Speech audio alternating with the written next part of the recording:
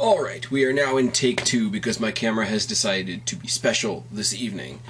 What's going on, everybody? It's your buddy, it's your pal, SpazPhoenix, the YWC Reality Check, and what did you guys think of Over the Limit? I had a lot of fun watching this show, except for a match and a half. I will say, I had a lot of fun watching the show. Went into this with not very many expectations, as everybody, plasters the entire internet with the idea that it's a filler pay-per-view, nothing special will happen, etc., etc., etc.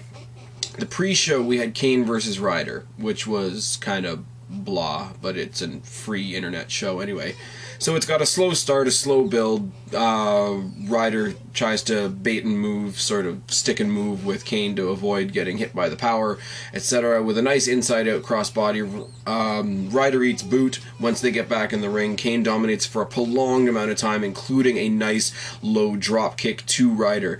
Nice neckbreaker off the ropes by Ryder and a broski boot, but the attempted Rough Rider is countered into a chokeslam, and Kane gets the win. Kane's dominance continues over Zack Ryder. This was laughable and kind of pointless, but like I say, it was free, so we can't really complain. It's announced on the pre-show that we are going to have the People Power Battle Royal. The idea being that the winner of the Battle Royal will choose whether they want to go for the Intercontinental or US Championships. Basically, the rest of the pre-show is everybody being introduced, and it was cool watching them all come in, because a lot of guys that I like watching that never get to be on TV very much, Hawkins and Rex, JTG, Tyson Kidd, William Regal, for God's sake, Yoshitatsu, Michael McGillicuddy, they're all coming in, and these guys have not seen the light of day on pay-per-view, and the ones that haven't seen it in forever, so I thought it was a pretty cool thing. Led us to a little bit of a technical glitch, whereas I went from my computer to my TV, and we got that little, warning, do not, tape this and show it to your friends for free, because we'll pull an off-the-rope show and come and sue you for millions and millions of dollars. But while that disclaimer was up, you could already hear the background noise of the match starting, and it just kind of cut in, and the Battle Royal had already started, which was fine. It's forgivable. Everybody filled up my Twitter feed with, "Oh my god, they're pulling a TNA. Look at that production glitch." Da da da da. So apparently, when TNA has production glitches, we land on them like a ton of bricks, but when WWE does it, it's okay. We'll just make a TNA joke. Everybody out there, your biases are showing. Moving on. A lot of tag team style stuff that happened in this Battle Royal. You had Hawkins and Rex in there working as a team, you had O'Neil and Young working in there as a team, and you had the Usos, who should be in the title picture already, working as a team. I didn't write a lot, because at the beginning, you know how a Battle Royal is, it's a pile of people. When we got down to the Final Four, I found the Final Four very interesting. We had The Miz, which made me mark out. We had Otunga, which I know made John, one of the Horsemen, Mr. Vocal Aggression, very happy. You had Christian, and you had Tyson Kidd, which was a surprise for me, because that kid has not been given his just due for a long time. Kidd is double-teamed by Miz and Otunga. He is eliminated. Miz and Otunga double-team Christian. Christian takes out Otunga. Christian versus The Miz goes on for a little while. They are both on the apron. They are, I'm going to try and set this up for people that didn't see it. Christian's on the apron this way. Miz is on the apron this way. Christian leans through the ropes and spears The Miz off the apron. And this wasn't a bad Battle Royal at all, and everybody's going to say, "Oh, well, you're the big Miz, Mark. How come you're not pissed off that he lost?" I'm like, for all intents and purposes, I am still a fan of Christian. I'm glad to see him back, and I'm glad to see that they're giving him something to do right away. So that was that, and eventually he's going to get a mid-card title shot sometime this evening. We see a People Power video package, which I guess was supposed to be the opening video package of the show. Again, a little bit of fail there, but whatever. We have Jack Swagger and Dolph Ziggler versus R-Truth and Kofi Kingston. Kofi and Swagger have a speed versus strength spot for the beginning of this match. Truth does the splits in the ring for no reason, which is amazing. Top rope flying forearm by Kofi. Swagger misses a leg drop. Truth versus the World, basically taking on both of them at once. Double as they come back on him with the numbers game, they double team Truth. Ziggler hits a drop kick on Truth. Ziggler is still the master of the drop kick, if anybody's wondering. Swagger works over Truth's back for a little while. A great double team face crusher done by Jack Swagger and Dolph Ziggler on Truth. Truth hits the top rope tornado DDT on Swagger. Trouble in Paradise on Ziggler gets the win for our Boom, and they are still the tag team champions.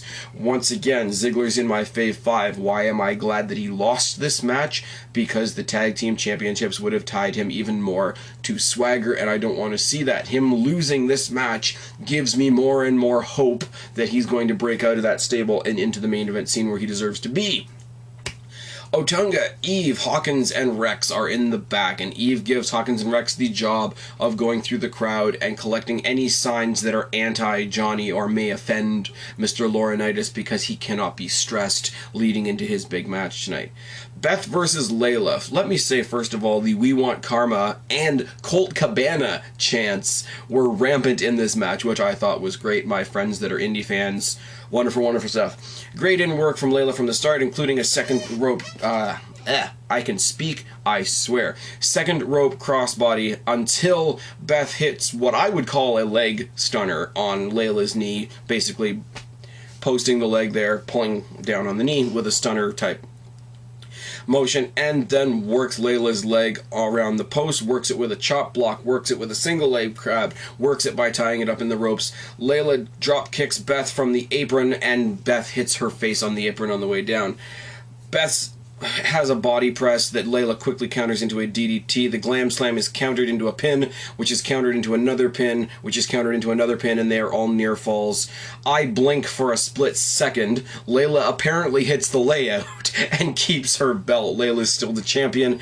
I have no problem with that whatsoever. Wish I could have seen the layout. You know, psst, don't tell anybody. I'm going to watch the tape later. And we're moving on. Again, I don't want the Off the Rope Show legal team working for the WWE and suing me for all the money I don't have. World Heavyweight Championship, Fatal 4-Way. Why was this early in the show? I don't know. But there's a whole page of notes here, so I hope to God that you guys bear with me. Match starts off with basically a tag team type of atmosphere. Sheamus and Orton versus Jericho and Alberto Del Rio. Sounds simple enough. The faces versus the heels. Jericho and Alberto Del Rio both respectively eat guardrail on the outside, and Sheamus and Orton begin to punch it out. Del Rio and Jericho double team Orton in the ring. Del Rio works over Sheamus' shoulder outside the ring and next to the announce table. Jericho and Alberto Del Rio break down as a team, and Orton capitalizes on it, knocking them both out. Sheamus hits the top rope shoulder block on Alberto Del Rio. Alberto Del Rio hits a step-up enziguri on Sheamus and gets a near fall. Alberto Del Rio works over with Sheamus with kicks, another high-impact, quick, fast stuff for a few more near falls. Orton and Jericho take over the ring. Suspension DDT on Sheamus by Orton. Cross arm breaker on Orton by Alberto Del Rio. Missed lion salt gets allows Orton the opportunity to hit a backbreaker on Jericho. A double suspension DDT by Orton on Alberto Del Rio and Ricardo Rodriguez when he tries to interfere. Cross arm breaker on Jericho by Alberto Del Rio, countered into the walls of Jericho, no less. Codebreaker from Jericho to Sheamus, walls of Jericho on Sheamus, RKO on Jericho, then RKO on Alberto Del Rio. Brogue kick to Orton, white noise on Jericho, and Sheamus is your winner.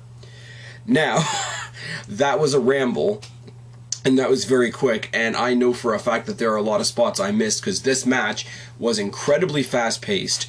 Jericho and Alberto Del Rio specifically had prolonged periods of time where it looked like they were going to win. Orton, as I predicted, made the other three guys look like gold. Sheamus got the win. I'm not exactly a fan of that, but apparently Jericho's leaving soon, and Alberto Del Rio can still argue that he never got his one-on-one shot that he earned. So I'm thinking from here on in, Jericho will leave, Orton will go back to helping the mid-card, and Alberto Del Rio and Sheamus will continue on maybe at what's the next pay-per-view? No Way Out. Maybe get the two of them in a cage or something. So the possibility of that makes me not entirely sour on the idea that Sheamus won the match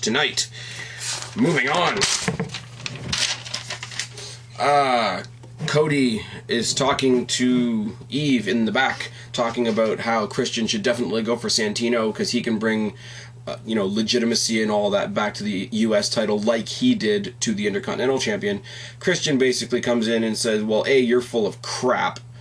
B, I'm going to fight you tonight instead. I've changed my mind because apparently earlier in the night he had decided on Santino and I missed it. So I'm going by what I'm told on Twitter. Moving on. Miz comes out and Jesus fucking Christ. I saw a tweet tonight that says, hey, at Mike the Miz, you might as well go to TNA. They will treat you better than WWE is right now. And it pains me in my gut to say this, but Jesus Christ, it's fucking true right now. Comes out, pulls a rant on Brodus Clay, talks down to the crowd. How can you like this gelatinous blob of whatever rather than real wrestling? And I'm even a better dancer than Clay. And I'm thinking, oh no, they're not going to do this on a pay-per-view. But surely they did. They put on Miz's music, which is not dancing music, first of all, even though Downstate I Came to Play is a great song. It's not a dance song, and Miz proceeds to pull off the most ridiculous bullshit there is. And he's interrupted by Brodus Clay, who comes in with the ladies, does his thing, whatever. Miz versus Clay is a glorified squash match. Miz gets the upper hand for a little bit when Clay eats the post on the outside, but a second rope suplex, which apparently I'm being told Brodus Clay's, hook suplex thing is called a she-plex. I really don't know. I'm only hearing that from third parties. But if we want to go with that, second rope she-plex and a what the funk gets Clay the win, and never mind what the funk, I will say what the fuck, WWE. This guy is your former WWE champion. Whose wife did he fuck to get the booking that he's getting now? Really? Anyways, Cody Rhodes versus Christian. Even match up until Christian eats the steps on the outside. Cody works over Christian's arm, shoulder, and neck for a prolonged period of time. Cody Rhodes drop kicks Christian. Cody Rhodes in his own right. I talk about Orton and I talk about Ziggler. Cody Rhodes has a great drop kick in his own right. Hung over the bottom rope. Christian plows Cody over and out of the ring. Pendulum kick from Christian to Cody brings them all back into the ring. Christian misses a top rope crossbody. Cody hits a top rope moonsault on a standing Christian. Christian comes back and hits the kill switch. Christian is your new Intercontinental Champion. Now, again. People that think they know me think I should be pissed about this, because Cody Rhodes is one of my fave 5 and Christian's not. Here's the thing. Cody Rhodes is overdue to enter the main event scene, and it's rumored that he's going to be drafted to Raw if they still have a draft. So now we have the possibility of Cody Rhodes versus CM Punk, which will be gold, and we have a mid-card title on Christian, who needs a slower build because the way the crowd received him, or the way the WWE perceived that the crowd received him as the World Heavyweight Champion, got him a title reign of, 2 days? Yes. So, slower build on Christian. Only good things are happening for Cody Rhodes from here. I have absolutely no problems with this match. For a match that we didn't even know was happening, this was a fucking phenomenal match, and it did nothing but give more credit to the Intercontinental Championship in the process. Congratulations to Christian. Cody Rhodes, you're going to get yours soon. I know it.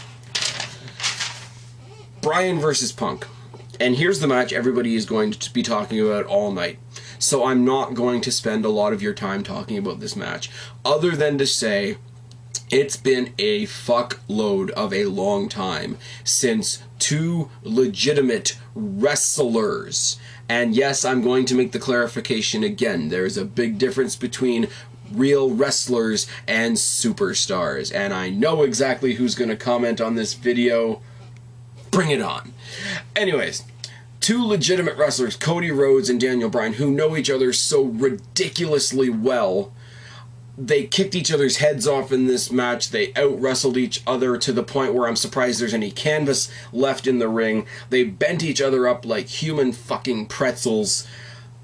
They did everything they could in the confines of a normal, pin, submission, count-out, disqualification match. They did everything to each other they could. They had suspense going. They had legitimate, believable, conceivable near falls. They had high drama in this match. any pin or any submission that the guys locked in the latter portions of this match could have been a win, and it wouldn't have hurt my feelings at all. The way it ended was too good for words, really, because even WWE.com did a big article, what's better, the Anaconda Vice or the Yes Lock? And everybody that's doing the hashtag yes, yes, yes, and this is a shout out to my buddy Deluxe Man. I have tons of respect for this guy, but let me tell you something. Let me tell you something. The Yes Lock is such a great move that it beat the person that was applying it. Oh yes, for anybody that didn't see the match, Daniel Bryan has CM Punk in the Yes Lock. CM Punk leans back into Bryan and pins him. And yes, because Deluxe Man has already fired up my Skype with stuff like this. Yes, CM Punk tapped to the Yes Lock after the match was over. In other words, he might as well have tapped on the plane on the way home, because the tap out was not in the context of a match. The match ended when Punk pinned Bryan. And what beat Daniel Bryan? Well, CM Punk, obviously. The Yes Lock beat Daniel Bryan. And I think the poetic nature of that was fantastic. Take nothing away from Daniel Bryan. Fantastic toe-to-toe match. He gave his 51% into this match, just like CM Punk gave in his 51%, because this was a 102% great match. And yes, my math is awesome. This was a phenomenal match. I enjoyed the ending immensely. I know Deluxe Man and a few other people are going to have something to say. They can say it in the box down below. There are zero problems with this match. If I rated matches, you guys know I don't rate pay-per-views, I don't rate matches, I don't think... That's not how I analyze stuff, that's not how I enjoy it. I almost wish I did, because I would have given this 5 stars. And yes, that's 5 out of 5, not 5 out of 10, because that would be ridiculous. I would give this 5 stars if I gave stars to matches. Moving on. Next, we had Camacho versus Ryback, even though Lillian Garcia announced it as Hunico, and the commentators proceeded to rib her on it like crazy. Everybody seems to get on Lillian Garcia. Yes, she's made mistakes, and yes, she's tripped on the way to the ring, but let's think, WrestleMania 20, Ultimo Dragon. Enough said. Camacho versus Ryback. Hunico tries to help. He's quickly disposed of.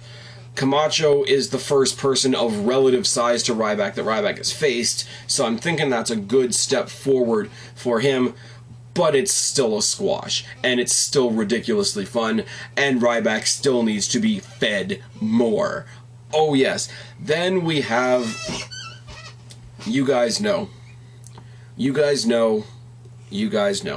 that I hate Cena. I can't stand him. He's made mild strides since WrestleMania that I have admitted freely. Difference between me and most people in the YWC. I will admit it even when people I don't like make strides for the better. And it has happened. But I still don't like him. In this match, Cena had me rolling in the aisles. All the time I was supposed to be. What happened in this? This wasn't a match. This was a segment from Raw put on a pay-per-view, but that's okay.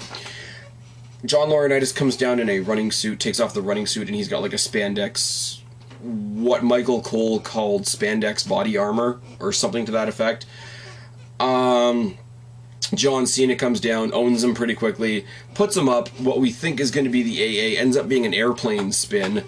Tosses him out of the ring. Or sorry, he doesn't toss him out of the ring. He lets him stumble out of the ring. Gets the bell from the timekeeper and keeps ringing the bell next to his ears to pop his eardrums. Bounces his head off the table. Bounces his head off different points of the table so that Michael Cole has to watch. Mentions to Booker T, hey, this is going to look even better in HD. I laughed. he asks the Spanish commentators to leave the table, so I'm thinking, okay, he's going to put Laurinaitis through the table. No, he sits Laurinaitis in one of the chairs, gives him a headset, gives himself another headset, does his best bad Michael Cole impression. A very, very dazed Laurinaitis looks up at him and, he says, do your best Booker T impression, and a very dazed Laurinaitis says, 5 time, and slumps out. Puts him back in the ring, gets the microphone, says, here, we're going to have some fun. I'm going to put you in the STF for 10 seconds. If you can last 10 seconds, I'll take it off. If you tap out, you lose your job.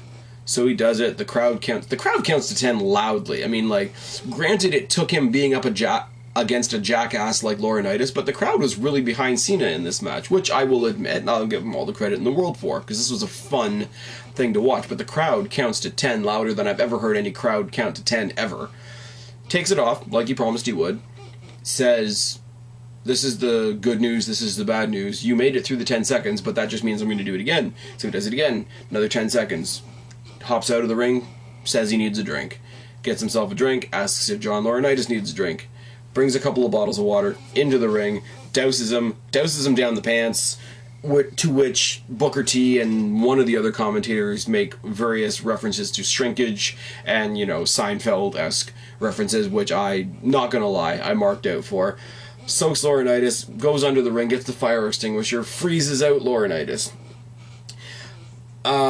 They brawl back into the commentators area once again, and Laurinaitis manages to slam Cena's bad arm against the guardrail.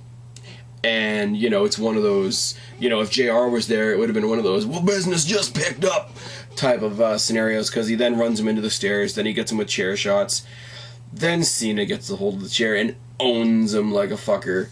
Ace hits him with a low blow and leaves the arena. This is about the second or third time that Ace had tried to leave through the crowd behind the commentators area. This time he actually manages to do it.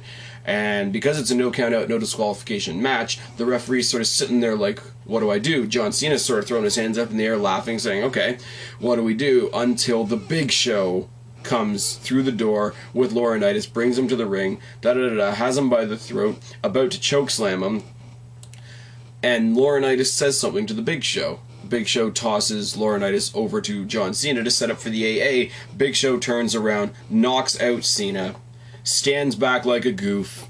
Laurinaitis gets the win. Laurinaitis still has a job. This match was funny until Laurinaitis left and came back with the Big Show, and then it was just like, okay, let's look up predictable.com. And it was a very blah way to end what was otherwise a fantastic show. The pre-show wasn't that great. The Miz bullshit pisses me off. Half of the John Cena match was at least laughable and enjoyable that way. Other than that, impromptu battle royal, impromptu new Intercontinental Champion, not a bad tag team match for two teams that are basically tossed together teams. We got to see a lot of people in the Battle Royal we don't usually see in pay-per-view scenarios.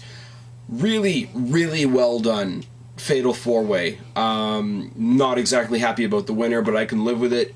Fan-fucking-tastic wrestling match between CM Punk and Daniel Bryan. And, Brodus Clay keeps his undefeated streak going. Ryback, takes Camacho and crushes him to a cube about that big. Makes me smile. And, Cena and Laurinaitis are Cena and Laurinaitis. The two guys that we knew would steal the show, stole the show. Kudos to Daniel Bryan and CM Punk. Kudos to Christian being our new Intercontinental Champion. Kudos to WWE in general for putting on a very, very, very watchable show. And that's about it for me, guys, because I'm tired and, like usual, running out of voice. So here's where I bow out. I bow to all you guys. It's your turn. Tell me what you thought. I've been Spaz, your YWC reality check. Subscribe up there, talk down there, start a conversation, let me know what you think. Keep this conversation going, and I will talk to each and every last one of you later. Right now, I'm tagging out. Can't wait for Raw. I'll see you later, guys. Bye.